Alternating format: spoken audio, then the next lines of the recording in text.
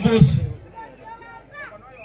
When you go back to Nairobi, I want you to tell our president that he has vindicated us.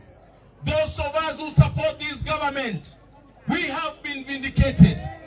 Most people thought that this is not a reality.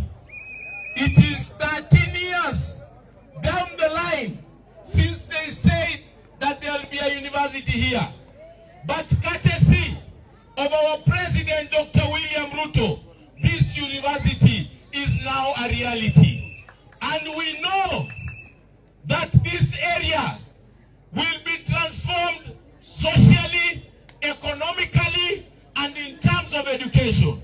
We know that these roads that are here are going to be tarmac because of this university.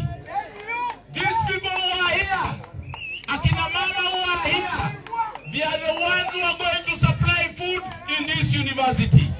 These young people who are here are the ones who are going to work in this university. So when you go back, tell the president that we appreciate, we will work with him, because his agenda is true and is genuine, his friendship is genuine, and is ready to transform the lives of the people of Kenya, and Mono, he is ready to transform the lives of the people of Nyamira.